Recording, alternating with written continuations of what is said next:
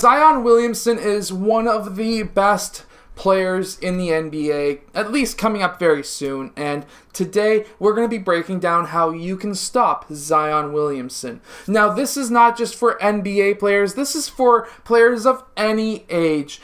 If you're looking to stop a stronger, bigger player in the low post, this is definitely the video that's going to give you some tips to be able to stop those players. Let's get down and let's check out Zion Williamson. Okay, so this right here is Zion Williamson, and they are going up against the Clippers. Now, the Clippers did a fantastic job against him. Now, what we have here is a massive dude on somebody who's not as massive. He gets that ball on that right pivot foot, and he starts to turn this way, which is giving this player and yourself the option to now cut off the baseline. So what's going to happen here with a player like Zion Williamson, you do not want him to go towards the middle of the key unless you have a bigger player who could play help defense on him.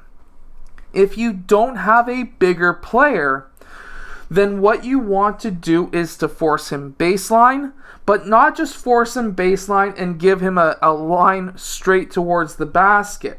No, what you want to do is to continue down the side of the key so that he runs into the baseline, which could then do one of three things.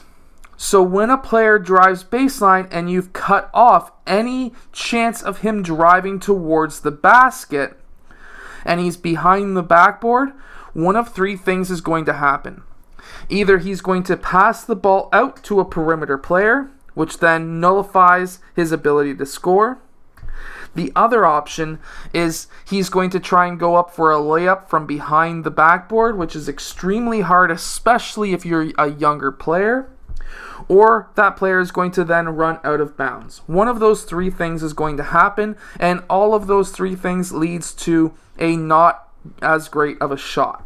Now, the reason why I say you don't want to have Zion go towards the middle if you have other smaller players on the court is because if he goes towards the middle, he's able to put up that shot, usually uncontested, but when he puts up that shot, he's able to see which side of the rim that's going to bounce off to, and he's going to be able to out-rebound you on that side. Let's say he misses on towards the left side, he's going to be able to get around you to get that rebound, and he's going to be able to put up an even better shot.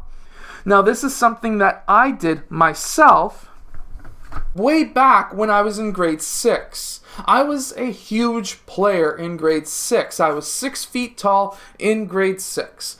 And one of the things that I remember doing, I don't have many memories of playing organized basketball back then with the school, but one of the things that I did back then was, oh, whoops, I missed. That's okay. I'm going to get the rebound. Oh, whoops, I missed. That's fine. I'll get the next rebound. Eventually, I'll make it in. And I think I had quite a few games over 20 points just because I kept on getting my own rebound and going up for another shot, which is, I wish cell phones and cameras were as prevalent back then as they are now, because that would make for a hell of a funny video. But let's get back down to Zion Williamson. Now, what we have here is Zion Williamson turning towards the basket. Now, this looks to be Beverly. If I'm wrong, I'm sorry, but this is blurry video. But what we see here is he doesn't just turn towards the basket. What he does is he defensive slides right down the side of the key. Now, one thing that you can do if he took a couple of bigger steps, he could have actually taken a charge, get both feet down and take that charge.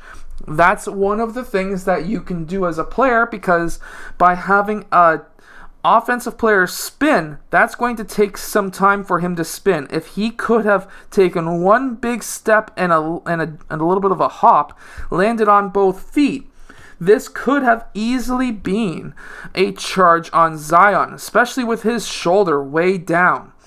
But instead, he gets stuck behind the backboard. He has an absolutely zero chance of making any kind of a basket, and because of that, what's going to happen is he's going to look to pass the ball out.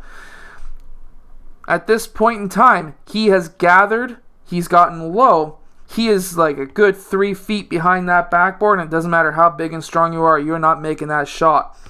And because of that, he needs to pass that ball out towards a perimeter player who's going to jack that shot. But what we have here is an out of bounds call, because check out that foot. He is out of bounds.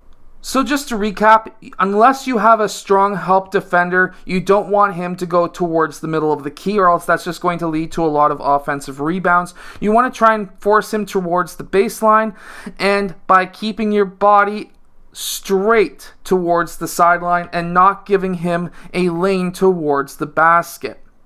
Anyways, I hope that you've enjoyed today's video. If you have, hit that like button, subscribe, and I'll see you guys again next time.